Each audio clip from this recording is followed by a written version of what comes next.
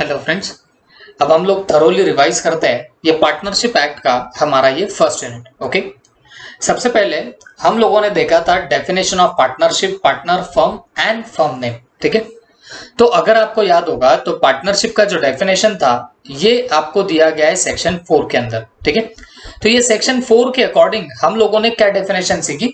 Partnership is the relation between persons who have agreed to share profits of the business, okay, which is carried on by all or any of them acting for all। तो ये था आपका definition of partnership. फिर इसके बाद हम लोग चले गए थे आगे। आगे जाके हम लोगों ने ये भी सीखा कि भाई जो लोग पार्टनरशिप के अंदर एंटर होते हैं उन्हें बोला जाता है पार्टनर। इंडिविजुअली उनको पार्टनर बोलेंगे और जब मैं कलेक्टिवली बात करूं तो उन्हें बोला जाता है फर्म। और जिस नाम से ये फर्म काम करती है तो उसे बोला जाएगा फर्म का नाम। ठीक है, तो मेन आपको याद रखना है पार्टनरशिप का डेफिनेशन। तो पार्टनरशिप इज अ रिलेशनशिप। ये रिलेशन है किसके बीच का? बिटवीन पर्संस, कुछ पर्संस के बीच का रिलेशन है। और कौन से पर्सन? ऐसे person who have agreed to share, मतलब जिन्होंने शेयर करने का अग्रीमेंट किया है। हाँ, क्या शेयर करने का? The profits of the business which is carried on by all or any of them acting for all। तो इसे आप लोग नाम क्या देने वाले हो? पार्टनरशिप नाम दोगे। आई होप सबको याद आ रहा होगा। फिर इसके बाद हम लोग रुके नहीं, थके नहीं, आगे बढ़ते गए। फिर हम लोगों ने देखा था एलिमेंट्स ऑफ योर पार्टनरशिप। ठीक है, तो पार्टनरशिप के एलिमेंट के बारे में हम लोगों ने सीखा था कि पार्टनरशिप में एग्जैक्टली कौन कौन सी चीजें रिक्वायर्ड होती है जिसी के बेसिस पे आप लोग पार्टनरशिप फर्म को फॉर्म कर सकते हो। ओके, तो सबसे पहला हम लोगों ने देखा था कि भाई ये एसोसिएशन ऑफ 2 और मोर पर्संस होता है। पार्टनरशिप जो होता है वो एसोसिएशन होता है। और किसका एसोसिएशन बताना? ऑफ 2 और मोर पर्सन। ठीक है, हमने इसमें बोला था कि पार्टनरशिप में 2 या 2 से ज्यादा लोग होंगे। अब बात आई थी कि पर्सन्स यहाँ पे कौन कौन हो सकता है, तो मैं आपको बोला था कि पर्सन रिकॉग्नाइज्ड बाय लॉ जो रहेंगे तो उन्हें आप लोग एंटर करने दोगे। तो मैंने आपको बताया भी था अगर एक पार्टनरशिप फर्म पार्टनर बनना चाहती है तो बन सकती है क्या? नहीं बन सकती। देखो, firm since it is not a person recognised by law, क्योंकि फर्म को एक अलग पर्सन नहीं माना जाता है in the eyes of law, तो ये कभी भी पार्टनर नहीं बन सकती। हाँ, कंपनी बन सकती है क्या? तो कंपनी जरूर बन सकती है। फिर इसके बाद हम लोगों ने यह भी देखा कि जो माइनर होगा he can not become a partner in a firm. Minor कभी भी पार्टनर नहीं बन सकता है। हाँ, वो बात अलग है कि माइनर को with consent of all the partners, जितने पार्टनर्स है तो सबके कंसेंट से उसे बेनिफिट के लिए एडमिट आप लोग जरूर कर सकते हो। ठीक है, हमने बोला था कि पार्टनरशिप एक्ट के हिसाब से मैक्सिमम नंबर ऑफ पार्टनर जो रहेंगे सेक्शन 464 के हिसाब से वो कितने रहने वाले? 50 रहेंगे। ओके, और ये आपको याद रखना पड़ेगा, कंपनीज एक्ट में लिखा हुआ है, पार्टनरशिप एक्ट में नहीं लिखा हुआ। ठीक है, फिर हमने देखा अग्रीमेंट। तो मैंने आपको बोला कि बाबा पार्टनरशिप जब भी बनती है तो वो अग्रीमेंट से ही बनती है। ठीक है, तो partnership is the result of N agreement between 2 और मोर पर्संस। तो हमने ये भी बोला कि there must be an agreement entered into by all the persons concerned, मतलब जितने लोग हैं तो उन्होंने ये एग्रीमेंट लिखा हुआ होना चाहिए। This elements relate to voluntary contractual nature of partnership. तो इससे समझ में आता है कि पार्टनरशिप वॉलंटरी कॉन्ट्रेक्चुअल नेचर की होती है। तो फिर हमने इसमें यह भी बोला कि ये जो अग्रीमेंट होता है ये एक्सप्रेस एग्रीमेंट भी हो सकता है या फिर इम्प्लाइड भी हो सकता। ओके, और जब भी एक्सप्रेस का मतलब बोला जाए तो एक्सप्रेस का मतलब होता है या तो ओरल में या फिर राइटिंग में। तो in this way your agreement can be pass. फिर हमने बोला बिजनेस होना चाहिए। तो बिजनेस में क्या क्या आता है? ट्रेड आ सकता है, ऑक्यूपेशन आ सकता है या प्रोफेशन भी आ सकता है, सब आपके बिजनेस में ही आएंगे। लेकिन हम लोगों ने बोला था कि भाई आपका जो बिजनेस होता है उसका इसेंशियल मोटिव क्या होता है? तो मोटिव होता है acquisition of gains, that is profit earning आपका मोटिव हो सकता है। तो अगर तुम्हारा प्रॉफिट अर्निंग का मोटिव होगा तो आपका बिजनेस बनता, और अगर ये मिसिंग होगा तो फिर आपका बिजनेस नहीं होता है। ठीक है, तो हम लोगों ने बोला था अगर पार्टनरशिप बनानी है तो आपका इंटेंशन एक्विजिशन ऑफ गेन्स चाहिए तो जाके आपकी पार्टनरशिप बन सकती है। Is that clear? फिर इसके बाद हमने देखा था agreement to share the profits. Okay, मतलब हमारे बीच में एग्रीमेंट होता है। काय का एग्रीमेंट होता है बताना? प्रॉफिट शेयरिंग का अग्रीमेंट होता है।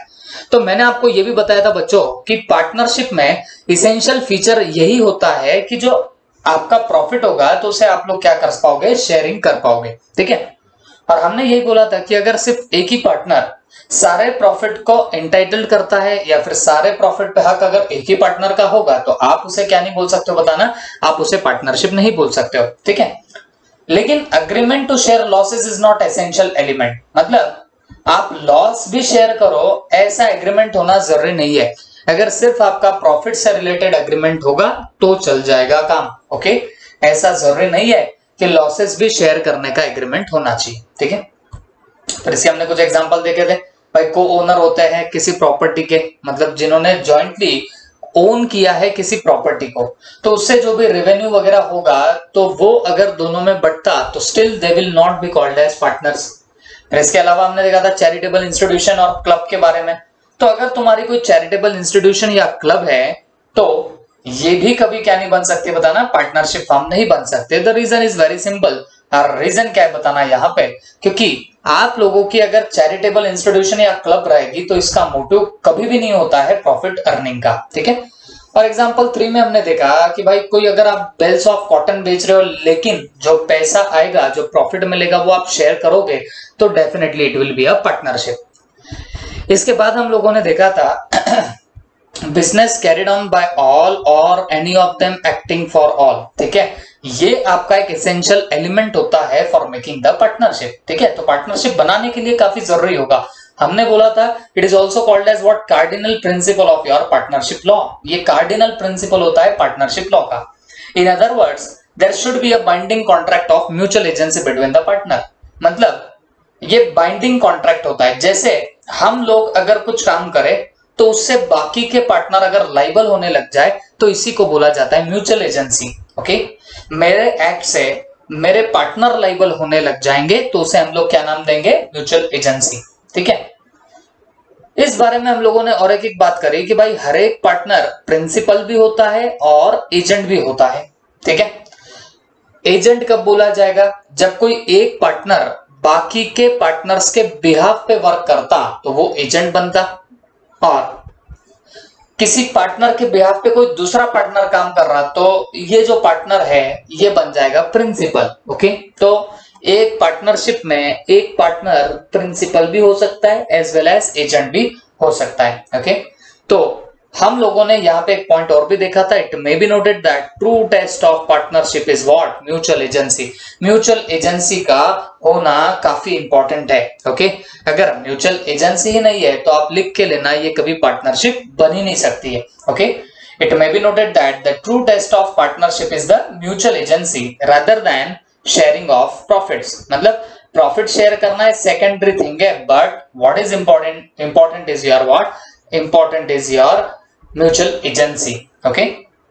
फिर एक केडी कामत एंड कंपनी का केस हुआ था, तो उसमें सुप्रीम कोर्ट ने बोला था कि बाबा पार्टनरशिप अगर बनानी है तो 2 इसेंशियल कंडीशन फॉलो होनी चाहिए। और कौन सी, there should be an agreement to share the profits. मतलब आपका एग्रीमेंट होना चाहिए प्रॉफिट एंड लॉसेस शेयर करने का, ये बात बोली थी सुप्रीम कोर्ट ने। और दूसरी बात, business must be carried on by all or any of them acting for all. मतलब जो बिजनेस है या तो सब लोग मिलके चला सकते हैं या कोई एक बंदा सबके बिहाफ पे चला सकता है, दोनों चीजें यहाँ पे पॉसिबल हो सकती है। तो ये जजमेंट कहां पे निकल के आई ये बताना, आपके इस particular case law KD Kamath and company में चीजें निकल के आई थी, ओके। उसके बाद हम लोग जरा और आगे चले गए, आगे जाके हम लोगों ने देखा था ट्रू टेस्ट ऑफ पार्टनरशिप। तो ये सब चीजें देखे रखी हुई थी सेक्शन 6 के अंदर। तो हम लोगों ने पढ़ा समझा और हमने बोला कि बाबा for determining the existence of partnership, मतलब पार्टनरशिप है कि नहीं है, it must be prove that. ये कुछ 3 पॉइंट जो है ये प्रूव होने चाहिए। अगर मान के चलो ये तीनों पॉइंट प्रूव हो गए तो आप लोग बोल सकते हो कि there is what, partnership, okay. कौन कौन सी 3 बातें, there was an agreement between all the persons concern, मतलब जो आपके लोग हैं उनके बीच में कोई एग्रीमेंट था, और agreement was to share the profits of business. मतलब अग्रीमेंट भी किस चीज का था, जो भी प्रॉफिट ऑफ द बिजनेस रहेगा उसके शेयरिंग का एग्रीमेंट था। और तीसरी बात, business was carried on by all or any of them acting for all.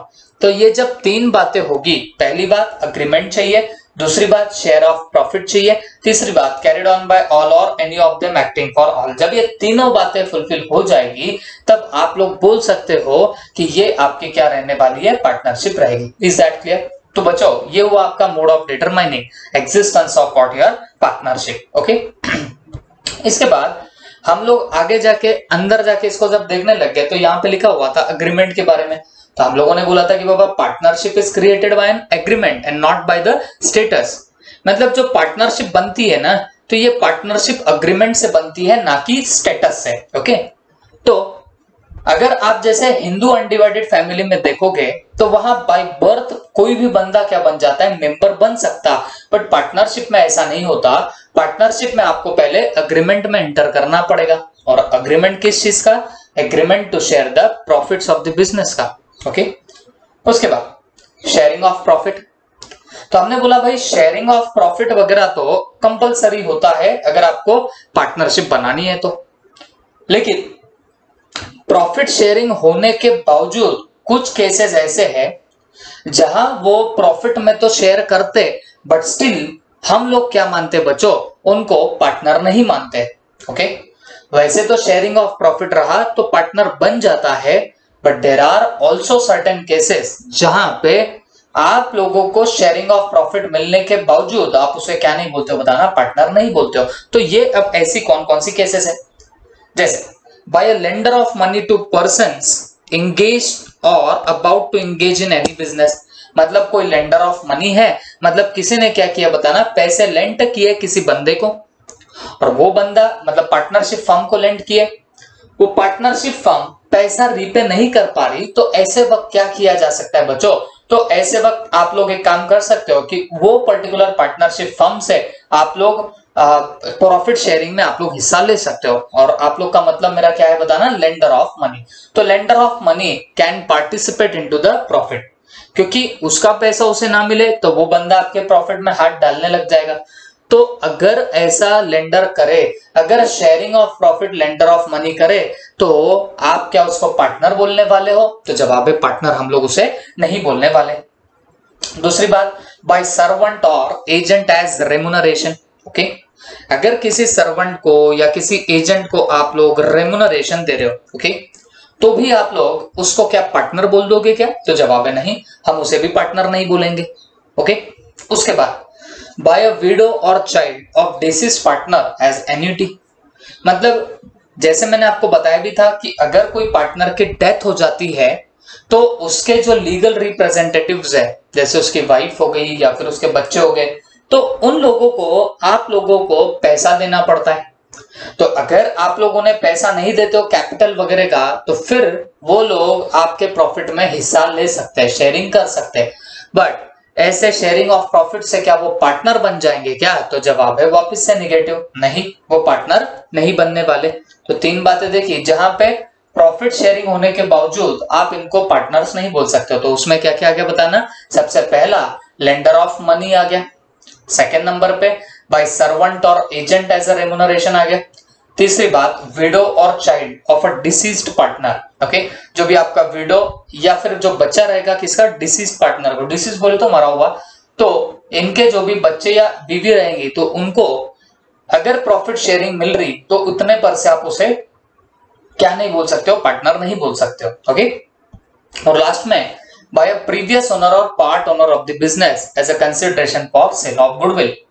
तो अगर किसी बंदे ने अपने बिजनेस की गुडविल किसी को सेल करी, और गुडविल सेल करते वक्त कंडीशन रख दी कि तेरा जो भी प्रॉफिट होगा तो उस प्रॉफिट में से मुझे 20% आगे चल के देना, तो ऐसा अगर यहाँ पे कोई क्लॉज डाला जाता है पार्टनरशिप के एग्रीमेंट में, या मैं बोलूंगा जब आपका कोई एग्रीमेंट होता है गुडविल सेल करने का, तो उसमें अगर ऐसे क्लॉज निकल के आने लग जाए तो भी आप लोग उसे क्या नहीं बोलने वाले हो, पार्टनर नहीं बोलने वाले हो। ओके, आई होप सबके दिमाग में क्या होगा, ये चार चीजें हम लोगों ने देख ली है। ठीक है, एक बात समझ के लेना बच्चों कि शेयरिंग ऑफ प्रॉफिट जरूर इसेंशियल एलिमेंट है पार्टनरशिप बनाने के लिए, but it is only a prima facie evidence.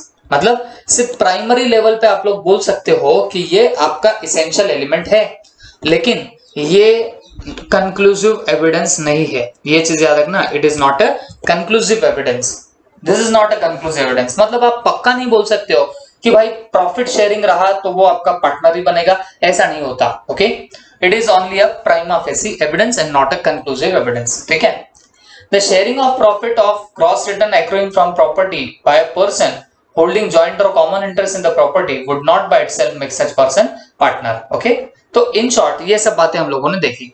और अगर सीधे सीधे बोलूं कि भाई profit is strong test of partnership, profit no doubt strong test होती है, बट ऐसा भी नहीं है कि सिर्फ प्रॉफिट आप शेयरिंग कर रहे हो तो पार्टनर बन जाओगे। मैंने आपको अभी अभी ये 4 केसेस बताया जहां प्रॉफिट शेयरिंग होने के बावजूद उन्हें आप लोग पार्टनर नहीं बोलते हो। ठीक है, अब यहां पे इतनी कोई बात इतनी खास तो थी नहीं। फिर इसके बाद हम लोगों ने सीधा आगे जाके देखा था एजेंसी के बारे में। एजेंसी एक कार्डिनल प्रिंसिपल है, मतलब इंपॉर्टेंट प्रिंसिपल है आपके पार्टनरशिप का। हमने ये भी बोला था कि एजेंसी का मतलब होगा एक पर्सन के एक्ट से बाकी के पर्सन बाइंड होंगे। बाइंड का मतलब है लाइबल होने लग जाएंगे। अगर एक बंदा क्रेडिट पे गुड्स परचेस करके ला रहा और पैसे नहीं दे रहा तो बेटा पूरे फर्म को पैसे गिनने पड़ेंगे, क्योंकि एक बंदे के एक्ट के लिए पूरी फर्म विल बी लाइबल। ठीक है, तो ये बातें हम लोगों ने देखी, इसी को क्या बोलते हैं, एजेंसी। ठीक है, फिर उसके बाद हम लोगों ने बोला था कि ये जो एजेंसी है इसके हिसाब से ही एक पार्टनर अपने आप में एजेंट भी होता और प्रिंसिपल भी होता है। ठीक है, तो ये क्या हो गया आपका एजेंसी। फिर इसमें और एक हम लोगों ने केस लॉ देखा था, अगर आपको अच्छे से याद हो रहा होगा तो that was Shantiranjan Dasgupta versus Dasuram Murzamull. Okay, Shantiranjan Dasgupta versus Dasuram Murzamull. तो ये पर्टिकुलर केस लॉ एग्जैक्टली किस चीज का हुआ था, तो मैंने आपको बताया था कि इसमें आप लोगों को कुछ फैक्टर्स दिए गए थे जिससे ये डिसाइड हो गया था कि given case is not of partnership firm. मतलब पार्टनरशिप फर्म बनानी है तो वैसे तो कुछ पॉइंट्स होते हैं जो ट्रू टेस्ट ऑफ पार्टनरशिप आपने देखी है तो वो फुलफिल होने चाहिए, बट जब वो पर्टिकुलर आपके पॉइंट्स में मिसिंग हो, दिख ना रहे हो, तो ऐसे वक्त कोर्ट ने क्या किया था, इस पर्टिकुलर शांतिरंजन दासगुप्ता वर्सेस दासिरन मुर्जामुल में ये डिसाइड किया था कि ये पार्टनरशिप है कि नहीं है। तो इन्होंने किन ग्राउंड पे डिसाइड किया था कि पार्टनरशिप नहीं है, क्योंकि पार्टीज ने कोई रिटन नहीं किया था record of terms and condition of partnership. तो जो भी वो पार्टनरशिप क्लेम कर रहे थे तो उसका उन्होंने कभी रिकॉर्ड मेंटेन किया ही नहीं था। दूसरी बात, अकाउंट्स भी मेंटेन नहीं थे। तीसरी बात, बैंक में भी अकाउंट ओपन नहीं किया गया था पार्टनरशिप का। और जो आप लोगों ने पार्टनरशिप फर्म बनाई उसका कोई रिटन इंटीमेशन नहीं दिया गया था डेप्यूटी डायरेक्टर ऑफ प्रोक्योरमेंट। तो ये एक बॉडी होती है जिसे आपको देना पड़ता है आपके न्यूली फॉर्म पार्टनरशिप के बारे में डिटेल्स, तो आपने वो भी नहीं दी थी। जब ये चारों चीजें नहीं थी तो इसके बेसिस पे कोर्ट ने बोला कि यहाँ पे एक चीज मिसिंग हो रही है। और कौन सी चीज मिसिंग हो रही है बच्चों, तो यहाँ पे मिसिंग हो रहा है आपका पार्टनरशिप का element, there not a partnership firm. तो ये पर्टिकुलर केस लॉ था जहां पे आप बोल सकते हो जब बाकी की चीजें आपके फुलफिल नहीं हो रही थी, या मैं बोलूंगा बाकी के जो ट्रू टेस्ट ऑफ ओनरशिप थी वो मिसिंग थी, और फिर इन कुछ बातों के बेसिस पे बोला गया कि given case is not of partnership. Okay, तो ये एक पर्टिकुलर केस लॉ भी, केस लॉ के हमने कुछ पॉइंट्स तो देख के रखे थे। ओके, अब बच्चों हमें नेक्स्ट पार्ट जो देखना है वो देखना है partnership distinguish from other forms of business organisation. कैसे पार्टनरशिप बाकियों से अलग होती है ये हम लोग यहाँ पे देख रहे हैं। ओके, सबसे पहला लीगल स्टेटस की अगर बात करें, अच्छा हम लोग पहले डिस्टिंग्विश इनके बीच में देख रहे हैं। तो partnership and joint stock company, इन दोनों के बीच में we are going to see here the distinguish. अगर मैं पार्टनरशिप की बात करूं तो it is not a legal entity. First of all क्या बोल रहा हूं मैं, ये जो आपकी पार्टनरशिप है तो ये कोई लीगल एंटिटी नहीं होती है। That is it has no legal personality distinct from the personality of constituents of its member. मतलब जो इसको बना रहा है उनसे अलग पर्सनैलिटी नहीं होती है आपके पार्टनरशिप फर्म की। लेकिन अगर हम लोग जॉइंट स्टॉक कंपनी की बात करेंगे तो joint stock company is definitely a separate legal entity. एक अलग एंटिटी होती है आपकी जॉइंट स्टॉक कंपनी। ठीक है, ये पहला डिस्टिंग्विश हुआ। अगर हम लोग पार्टनरशिप की बात करेंगे तो it is not a separate legal entity, जबकि जॉइंट स्टॉक कंपनी की बात करेंगे तो it will be a separate legal entity. Agency, अगर आप पार्टनरशिप की बात करोगे तो हर एक पार्टनर दूसरे पार्टनर का एजेंट होता है, लेकिन ये हम लोग किसकी बात कर रहे हैं, पार्टनरशिप की। अगर जॉइंट स्टॉक कंपनी की बात करोगे तो एक मेंबर दूसरे मेंबर का एजेंट होगा, ऐसा नहीं होता है। ओके। थर्ड थिंग हमने देखा डिस्ट्रीब्यूशन ऑफ प्रॉफिट। पार्टनरशिप में जो भी प्रॉफिट होता है वो प्रॉफिट आपको देना पड़ता है आपके सारे पार्टनर्स को, जबकि हम लोग जॉइंट स्टॉक कंपनी की बात करेंगे तो यहाँ पे पूरा प्रॉफिट डिस्ट्रीब्यूट करने का कोई कंपल्शन नहीं होता है। ओके, जितना चाहे उतना कंपनी के बोर्ड ऑफ डायरेक्टर्स क्या कर सकते हैं बताना, डिस्ट्रीब्यूट कर सकते हैं प्रॉफिट को। फिर हमने आगे जाके देखा था एक्सटेंट ऑफ लाइबिलिटी के बारे में। तो बेटा इसके बारे में हम लोगों ने देखा था कि liability of the partners is unlimited, मतलब जो भी आपके पार्टनर्स हैं तो उनकी लाइबिलिटी जो रहेंगी वो अनलिमिटेड रहेंगी, ये हमने देखा था। मतलब इनकी प्राइवेट एस्टेट भी इनको निकाल के लानी पड़ेगी, ठीक है। बट जॉइंट स्टॉक कंपनी की अगर बात करेंगे तो जॉइंट स्टॉक कंपनी में जो लाइबिलिटी होती है वो लिमिटेड होगी। अगर आपके लिमिटेड कंपनी बाय शेयर्स होंगी तो कितना आपकी लाइबिलिटी निकल के आएगी, अनपेड अमाउंट ऑन शेयर्स के जितना। कंपनी लिमिटेड बाय गारंटी है तो आप लोग ये बात भी याद रख लेना कि भाई जितनी आपकी गारंटी आपने दी हुई थी तो उतने के लिए आप लाइबल होगे, और इसमें अनलिमिटेड कंपनी भी हो सकती है जहां लाइबिलिटी अनलिमिटेड होगी। फिर इसके बाद हमने देखा था प्रॉपर्टी के बारे में। फर्म की property is a joint estate. Okay, firm की प्रॉपर्टी जॉइंट एस्टेट होगी। जॉइंट एस्टेट का मीनिंग क्या होता है बच्चों, ये पूरे पार्टनर्स को बिलोंग करेगी ये फर्म की प्रॉपर्टी, ठीक है। लेकिन कंपनी की प्रॉपर्टी मेंबर के हाथ में आती ही नहीं है, बिकॉज कंपनी की प्रॉपर्टी सिर्फ और सिर्फ कंपनी के ही नाम पे रजिस्टर्ड होती है। Is that clear? उसके बाद transfer of share. A share in a partnership cannot be transferred without the consent of all the partner. Partnership में अगर आपको share in the partnership transfer करना भी है तो आप लोग without the consent of all the partner उसे ट्रांसफर नहीं कर सकते हो। ये कहां की बात चल रही है? ये बात है आपके इस पर्टिकुलर पार्टनरशिप की। लेकिन जब हम लोग कंपनी की बात करेंगे तो कंपनी में शेयर होल्डर ट्रांसफर कर सकता है अपने शेयर्स, ओके। और किसको ट्रांसफर कर सकता है बच्चों? किसी भी बंदे को ट्रांसफर कर सकता है, बट अगर वो पब्लिक कंपनी हो तो, क्योंकि प्राइवेट कंपनी में तो रेस्ट्रिक्शंस होते हैं, ओके। तो आप यहाँ पे देखो बेकी भाई, पब्लिक लिमिटेड कंपनी में आप लोग अनरेस्ट्रिक्टेडली, मतलब बिना कोई रेस्ट्रिक्शन के आप लोग शेयर ट्रांसफर कर सकते हो, ठीक है।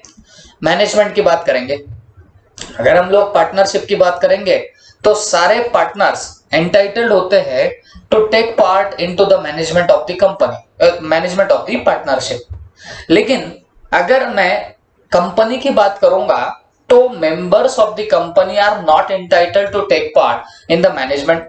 मतलब देखो, कोई कंपनी के बहुत सारे शेयर होल्डर्स है तो ऐसा नहीं होता कि सारे शेयर होल्डर हिस्सा लेने लग जाएंगे मैनेजमेंट में। तो ये शेयर होल्डर्स अपने बिहाफ पे कुछ लोगों को अपॉइंट कर देते हैं जिन्हें हम लोग बोर्ड ऑफ डायरेक्टर्स बोलते हैं, और ये बोर्ड ऑफ डायरेक्टर जो रहेंगे ये जाके क्या करते बताना, पार्टिसिपेशन लेते हैं इनटू द मैनेजमेंट, ठीक है। फिर इसके बाद हम लोगों ने देखा था रजिस्ट्रेशन। तो याद रखना पार्टनरशिप का रजिस्ट्रेशन इज नॉट कंपलसरी, ठीक है। पार्टनरशिप का जो रजिस्ट्रेशन होता है वो कंपलसरी नहीं होगा, लेकिन a company cannot come into existence unless it is registered under the Companies Act. Partnership का रजिस्ट्रेशन कंपलसरी नहीं है रे बच्चों, लेकिन हम लोग अगर बात करेंगे कंपनी की तो कंपनी तो विदाउट रजिस्ट्रेशन आती ही नहीं है एग्जिस्टेंस में, ठीक है। और उसके बाद हम लोगों ने देखा था वाइंडिंग अप। पार्टनरशिप को डिसॉल्व करना है तो सब पार्टनर्स मिलके उसे डिसॉल्व कभी भी कर सकते हैं एट एनी टाइम। लेकिन कंपनी की बात करेंगे तो नेशनल कंपनी लॉ ट्रिब्यूनल वगैरह वगैरह, ये जब अपना नेम स्टक ऑफ करेंगे तो जाके आपकी पार्टनरशिप जो है वो वाइंड अप हो जाएगी, ओके, या कंपनी आपकी वाइंड अप हो जाती है। फिर हमने देखा था नंबर ऑफ मेंबरशिप। तो पार्टनरशिप की अगर बात करेंगे तो ज्यादा से ज्यादा 50 होते हैं या 100 ऐसी चीज है जो अगर ये 50 से बढ़ाना चाहे गवर्नमेंट तो वो ज्यादा से ज्यादा 100 तक लेके जा सकते हैं। बट एट प्रेजेंट लिमिट कितनी बताना, एट प्रेजेंट लिमिट है 50 की।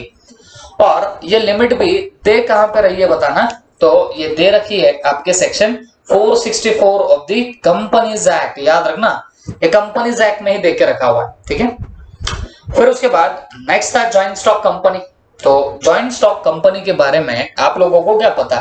तो बेटा हम लोगों ने सीखा ये जॉइंट स्टॉक कंपनी में प्राइवेट कंपनी की अगर बात करोगे तो मैक्सिमम नंबर ऑफ मेंबर जो रहेंगे वो कितने रहेंगे, 200, ओके। और जो मिनिमम रहेंगे प्राइवेट कंपनी के लिए वो रहेंगे 2। और वही अगर हम लोग प्राइवेट कंपनी की बात करेंगे तो प्राइवेट कंपनी में मिनिमम 7 रहेंगे और मैक्सिमम 2 अनलिमिटेड रह सकते हैं। ओके, ये जॉइंट स्टॉक कंपनी की बात हो गई। फिर ड्यूरेशन ऑफ एग्जिस्टेंस की अगर हम बात करेंगे तो पार्टनरशिप जो है वो डेथ, रिटायरमेंट, इंसॉल्वेंसी से खत्म हो जाती। बट अगर हम लोग जॉइंट स्टॉक कंपनी की बात करेंगे तो ये जॉइंट स्टॉक कंपनी हमेशा एंजॉय करती है। और क्या एंजॉय करती है बताना? Perpetual succession. ओके, मतलब क्या होता है परपेचुअल सक्सेशन का? भले ही आपके मेंबर्स मरो खपो, उनके साथ में कुछ भी हो जाओ, but company will still in existence. Company हमेशा एग्जिस्टेंस में रहेगी। ओके, तो ये सब बातें हम लोगों ने देखी थी। फिर इसके बाद हम लोगों ने डिस्टिंक्शन देखा था पार्टनरशिप वर्सेस क्लब का। तो पार्टनरशिप का तो डेफिनेशन वही है, it is an association of person from for earning profit from a business carried on by all or any of them acting for all. तो आप यहाँ पे आपके मर्जी से आपकी जो नॉर्मल डेफिनेशन है वो भी आप लोग डाल सकते हो। लेकिन क्लब एग्जैक्टली होता क्या है? तो याद रखना, club is an association. Club एक एसोसिएशन होता है जो फॉर्म होता है with the object not of earning profit. तो इसका ऑब्जेक्टिव प्रॉफिट अर्न करना नहीं होता है but of promoting some beneficial purposes. लेकिन ये कुछ बेनिफिशियल पर्पसेस के लिए बनाया जाता है आपका क्लब। ओके, तो याद रखना, क्लब कोई अर्निंग ऑफ प्रॉफिट का ऑब्जेक्टिव लेके नहीं चलाया जाता है, कुछ बेनिफिशियल पर्पसेस के लिए क्लब फॉर्म होता है, जैसे हेल्थ क्रिएशन, प्रोवाइडिंग रिक्रिएशन वगैरह वगैरह, इन सब चीजों के लिए। ओके, रिलेशनशिप की अगर बात करेंगे तो persons forming partnership are called as partner. तो जो भी आपके लोग रहेंगे जो पार्टनरशिप फर्म बना रहे तो उन्हें हम लोग क्या बोलते हैं? पार्टनर। और हर एक पार्टनर दूसरे पार्टनर का एजेंट होता है। बट क्लब की बात करेंगे तो जिन लोगों ने क्लब बनाया उन लोगों को बोला क्या जाता है बच्चों? तो उन लोगों को बोला जाएगा मेंबर। ठीक है, they will be called as member. और दूसरी बात, ये जो मेंबर होंगे वो दूसरे मेंबर के एजेंट नहीं रहते। ठीक है, they will not be the agent of the other members. ये चीजें याद रखो। फिर इसके बाद हम लोगों ने देखा था इंटरेस्ट इन द प्रॉपर्टी के बारे में। Partner has the interest of the property of the firm. तो जो भी आपके पार्टनर रहेंगे तो उन्हें इंटरेस्ट होता है किसमें? प्रॉपर्टी ऑफ द फर्म में। फर्म की जो भी प्रॉपर्टी है उसमें इंटरेस्ट किसको होता है बताना? पार्टनर्स को। बट अगर क्लब की बात करूंगा तो वो जो मेंबर ऑफ द क्लब है उन्हें कोई इंटरेस्ट ही नहीं होता है प्रॉपर्टी ऑफ द क्लब के अंदर। Is that clear? और लास्ट में है डिसोल्यूशन के बारे में बात। तो डिसोल्यूशन में हमने क्या देखा? Change in the partners of the firm affect its existence. मतलब अगर आपके पार्टनर जो है उनमें चेंज आ जाएगा तो उससे एग्जिस्टेंस खतरे में आएगा पार्टनरशिप का। ओके, तो change in the partners of the firm affect its existence. लेकिन मेंबर चेंज हो जाएंगे तो इससे एग्जिस्टेंस खतरे में नहीं आता है आपके क्लब का। ठीक है, तो ये हुए आपके क्लब एंड पार्टनरशिप के बीच के डिस्टिंग्विश के पॉइंट। फिर हमने देखा था partnership and joint in the family के बीच में डिस्टिंक्शन। सबसे पहला था मोड ऑफ क्रिएशन। अब तुमको भी याद है पार्टनरशिप जो है वो एग्रीमेंट से बनती है। ओके, और the right in joint in the family is created bye the status. Status का मतलब आप ऐसे पकड़ के चलो, जैसे ही आपकी बर्थ होगी ज्वाइंट इन द फैमिली में वैसे ही आप लोग क्या बन जाते हो? मेंबर बन जाते हो।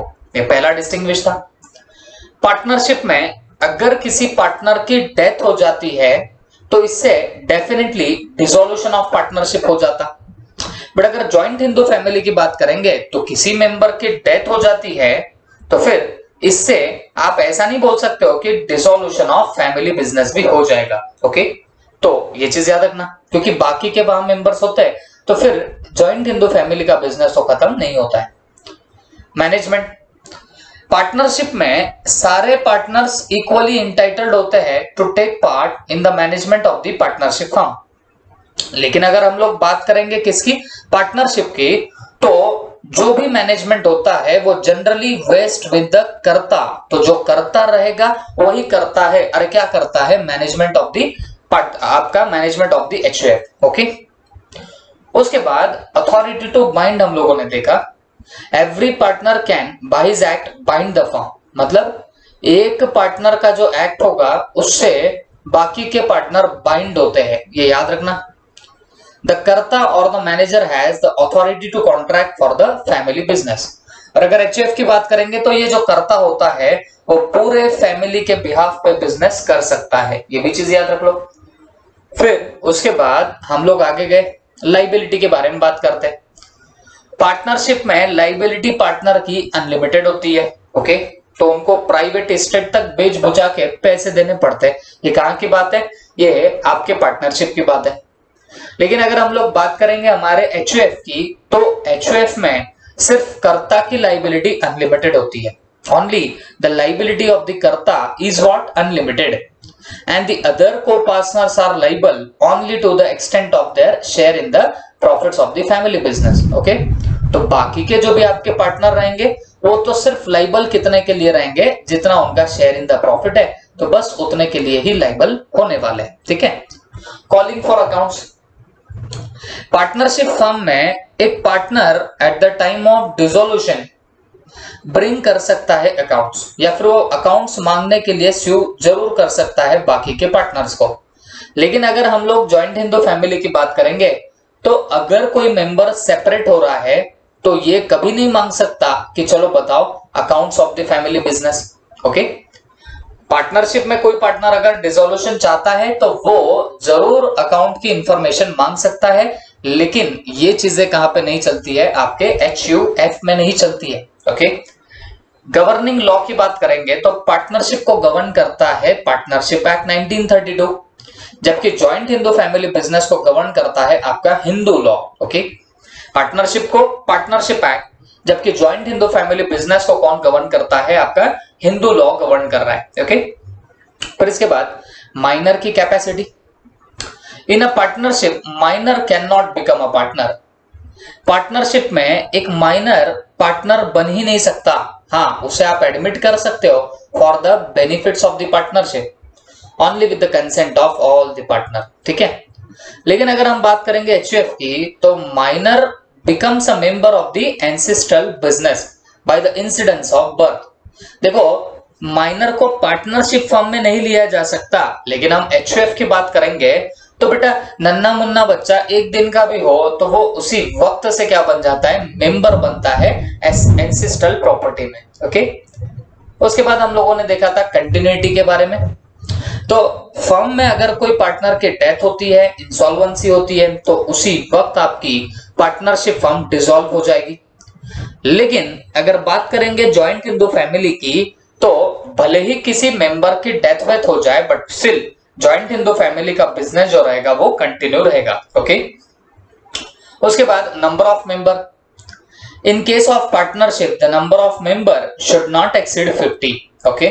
अगर हम लोग बात करेंगे नंबर ऑफ मेंबर्स की, तो पार्टनरशिप में ज्यादा से ज्यादा कितने लगते हैं? 50। और अगर हम लोग बात करते हैं हमारे एचयूएफ की, तो यहाँ पे अनलिमिटेड नंबर ऑफ मेंबर्स रहेंगे, यहाँ ऐसा कोई रेस्ट्रिक्शंस है ही नहीं, ठीक है।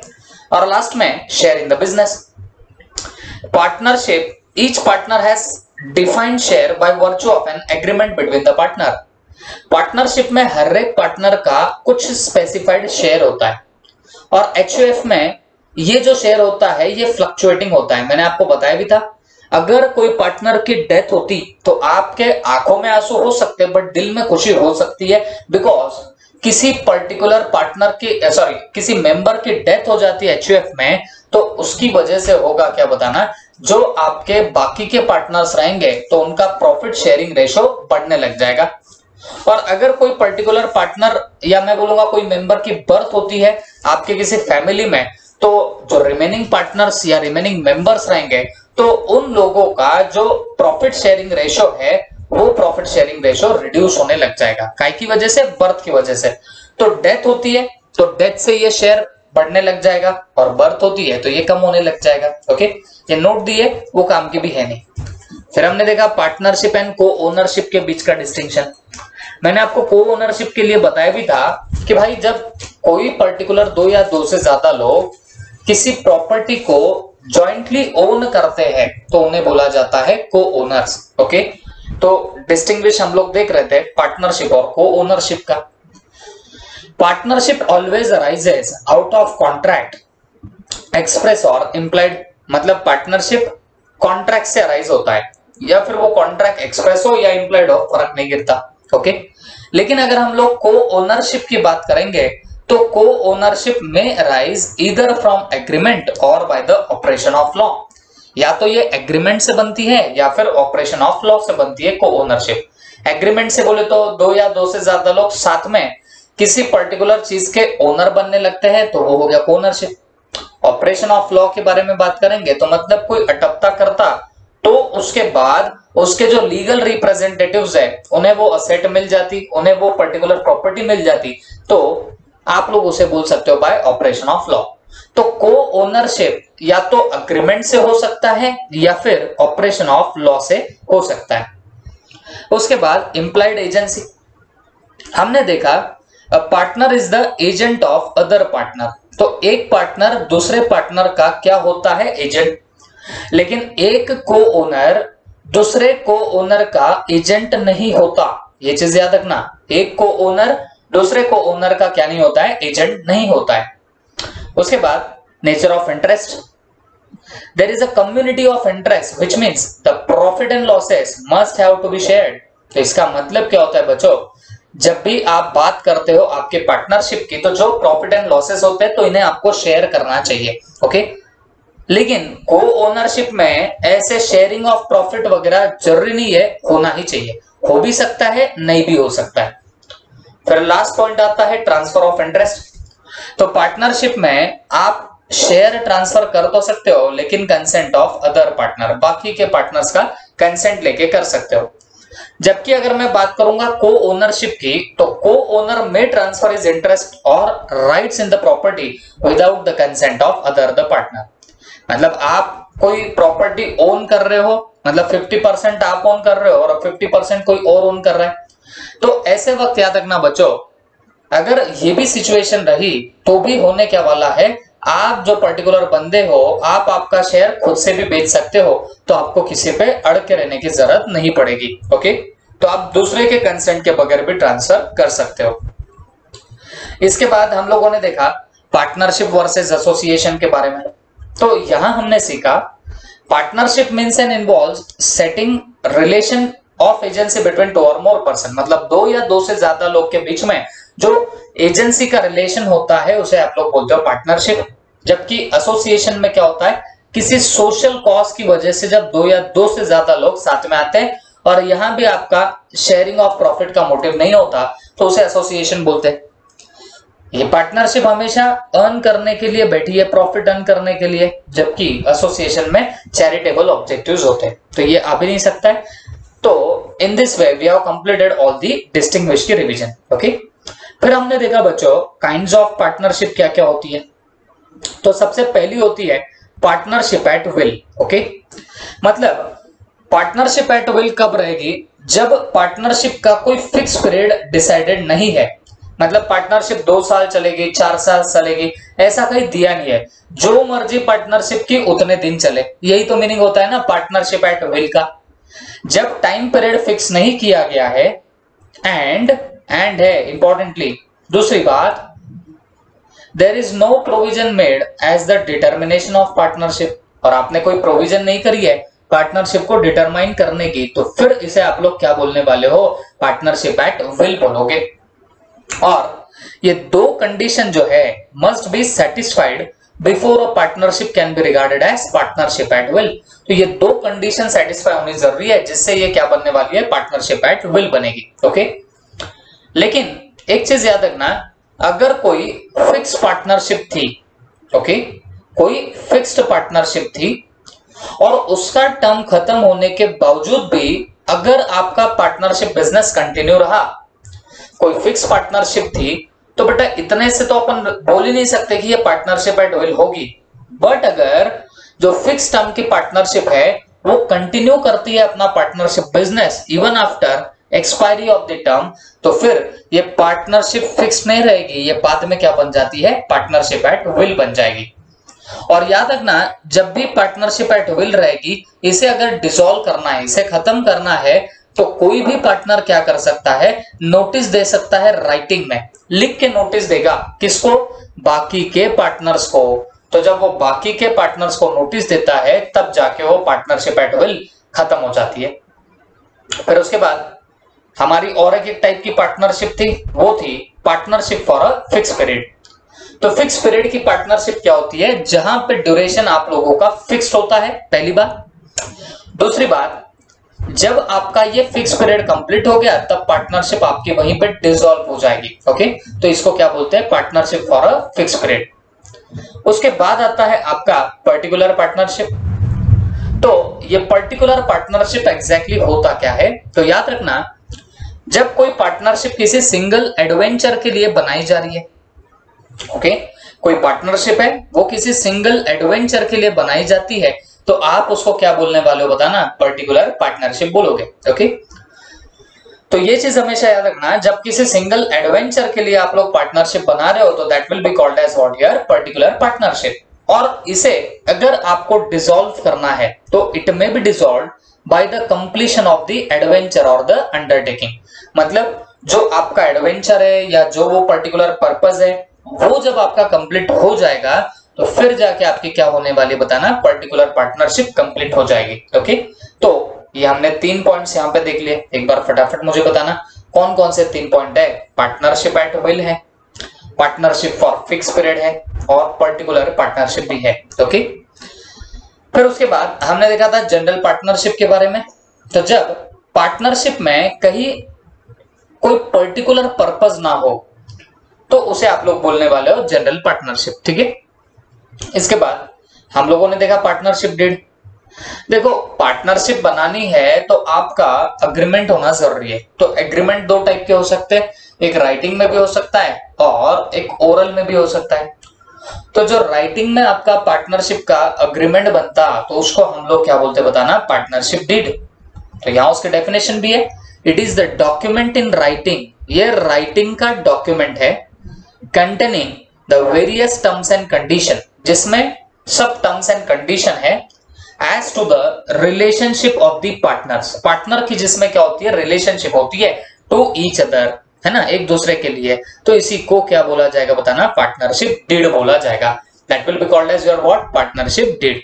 ठीक है, तो एक डॉक्यूमेंट इन राइटिंग जिसमें टर्म्स एंड कंडीशन लिखे होते हैं regarding relationship of the partners, इसे हम लोग क्या बोलेंगे, पार्टनरशिप डीड। ठीक है, इसके बाद हम लोगों ने देखा था कि पार्टनरशिप डीड में कंटेन द फॉलोइंग इंफॉर्मेशन, मतलब पार्टनरशिप डीड में कुछ ये इंफॉर्मेशन होनी चाहिए। ओके, में कंटेन द फॉलोइंग इंफॉर्मेशन, और कौन कौन सी इंफॉर्मेशन होनी चाहिए, तो सबसे पहला name of the partnership firm.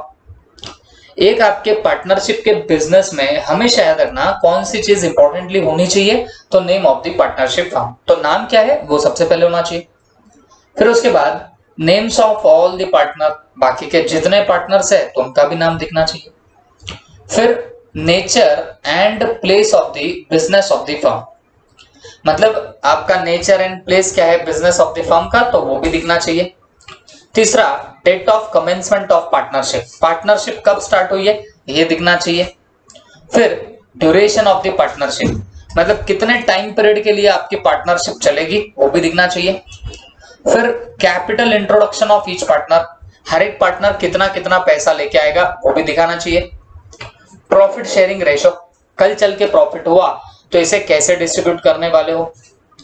Admission and retirement of partner, मतलब कोई पार्टनर अगर एडमिट होता है या कोई रिटायर होगा तो उसके क्या क्या प्रोविजंस रहेंगे, क्या क्या कंडीशंस रहेंगे, तो ये हो गया admission and retirement of partner. उसके बाद rates of interest on capital and drawing and loans, मतलब ड्रॉइंग कैपिटल लोन्स पे क्या रेट ऑफ इंटरेस्ट रहेगा, तो ये भी वहां देखा जाएगा।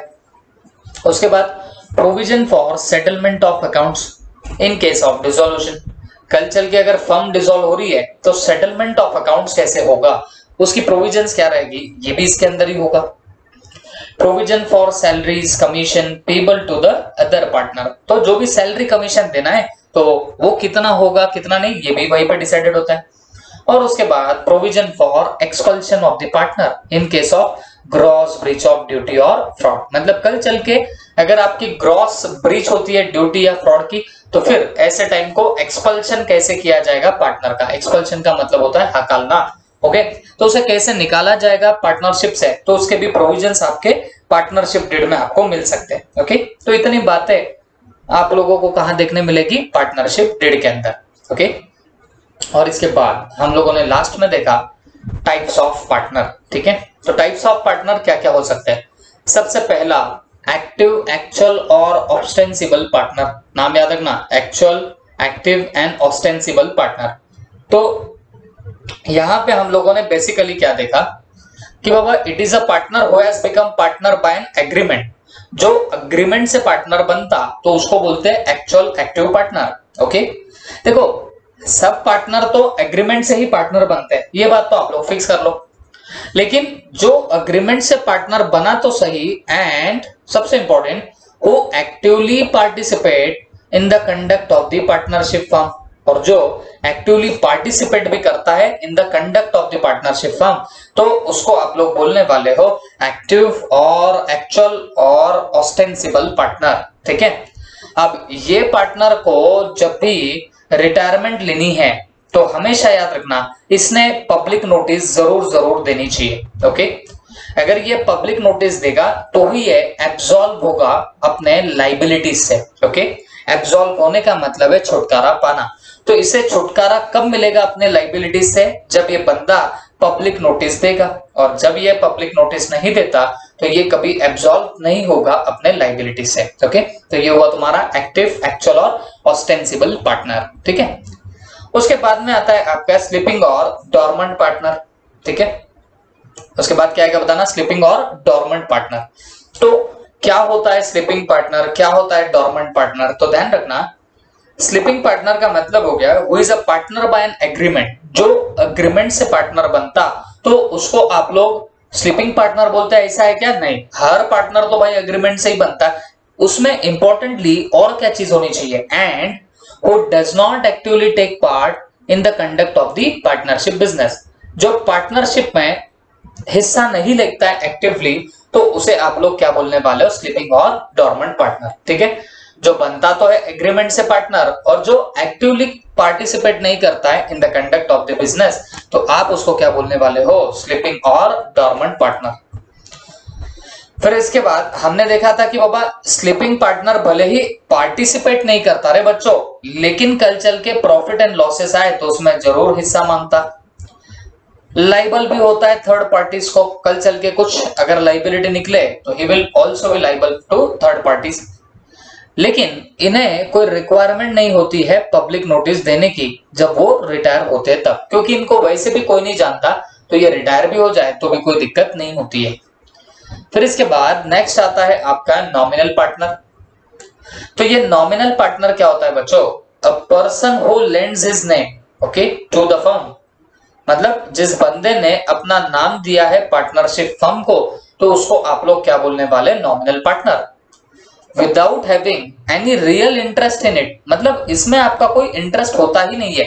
ओके, कोई बंदा अगर अपना नाम दे दे फर्म को without having any real interest, इसमें आपका कोई रियल इंटरेस्ट था ही नहीं, तो फिर ऐसे पार्टनर को आप लोग क्या बोलने वाले हो, नॉमिनल पार्टनर बोलोगे। Okay, he is not entitled to share the profits of the firm. Okay, तो आप प्रॉफिट ऑफ द फर्म को क्या नहीं कर पाओगे, शेयर नहीं कर पाओगे जब आप नॉमिनल पार्टनर होते हो। तो neither he invest in the firm, वो ना ही फर्म में इन्वेस्ट करता है, nor takes part in the conduct of the business, वो ना ही इन्वेस्ट करता है ना ही पार्ट लेता है कंडक्ट में। He is however liable to third parties for all acts of the firm, लेकिन फर्म के जो भी एक्ट रहेंगे तो उसके लिए वो थर्ड पार्टी को लायबल जरूर रहेगा। ओके, पहली बात अपना नाम देता है, इसका इंटरेस्ट नहीं होता, प्रॉफिट में हिस्सा नहीं लेता है, does not take part in the conduct and liable to third parties for all acts of the firm. Okay, उसके बाद पार्टनर्स इन प्रॉफिट ओनली, ये क्या होता है बताना, पार्टनर इन प्रॉफिट ओनली, मतलब अगर प्रॉफिट हुआ तो ही ये फायदा लेगा, लॉस हुआ तो ये उसमें हिस्सा नहीं लेगा, तो ऐसे पार्टनर को क्या बोलते हैं, पार्टनर्स इन प्रॉफिट ओनली। हाँ, लेकिन अगर कल लायबिलिटी आती है तो लायबिलिटी में ये लोगों को क्या करना पड़ेगा, जितना प्रॉफिट मिल रहा है तो उतने के लिए इनको लायबल होना पड़ता है। ठीक है, फिर बाद में आता था आपका incoming partner and outgoing partner. Incoming partner किसको बोलेंगे, जो एग्जिस्टिंग पार्टनरशिप फर्म में एंटर करता है पार्टनर, तो उसको क्या बोलते हैं, इनकमिंग पार्टनर। और हमेशा याद रखना ये incoming partner not liable for any act of the firm before his admission, मतलब उसके एडमिशन के पहले के जो भी एक्ट्स रहेंगे तो उसके लिए इनकमिंग पार्टनर कभी भी लाइबल नहीं होता। ओके, उसके बाद था आउटगोइंग पार्टनर। तो आउटगोइंग पार्टनर कौन होता है बच्चों? अ partner who leaves a firm, ऐसा पार्टनर जिसने फर्म छोड़ी है। which rest of the partners continue to carry on the business is called as retiring or outgoing partner। मतलब कोई एक पार्टनर है जिसने फर्म छोड़ दी है और बाकी के पार्टनर उस पार्टनरशिप के बिजनेस को कंटिन्यू कर रहे हैं, तो इसे हम लोग क्या बोलने वाले? आउटगोइंग पार्टनर बोलेंगे। Such a partner remains liable to third parties for all acts of the firm. ये ऐसे पार्टनर क्या होते हैं? लाइबल होते हैं थर्ड पार्टीज को for all acts of the firm until public notice is given। जब तक पब्लिक नोटिस ना दी जाए तब तक ये आउटगोइंग पार्टनर लाइबल होते हैं। लेकिन ये पब्लिक नोटिस मैंने जैसे आपको बताया ये सिर्फ किसे देनी पड़ती है? अगर आपका एक्टिव पार्टनर होगा तो। स्लीपिंग पार्टनर को तो वैसे भी ये नोटिस देने की जरूरत नहीं रहेगी। और लास्ट में देखा था partner by holding out. This is important. जब कोई पर्सन रिप्रेजेंट हिमसेल्फ, मतलब कोई बंदा खुद को बता रहा है या फिर knowingly permits himself, या खुद को बताने दे रहा है to be represented as partner in a firm, मतलब कोई दूसरा उसको पार्टनर बता रहा है और ये बंदा कुछ नहीं बोलता। In fact he is not, और वो पार्टनर है ही नहीं, ये उसे खुद को भी पता है। ऐसे वक्त क्या होगा? he is liable like a partner in the firm। तो जैसे पार्टनर लाइबल होंगे वैसे ये बंदा भी लाइबल होने लग जाएगा। to anyone, किसी को भी बंदे को who on the faith of such representation have give credit to the firm, जिसने ये जान के ये समझ के क्रेडिट दिया है फर्म को। ओके, तो उन सब के लिए वो लाइबल वो बंदा होने वाला है, तो उसको क्या बोलते हैं? Person by holding out. Okay, तो in this way we have completed our whole unit का रिवीजन। ओके।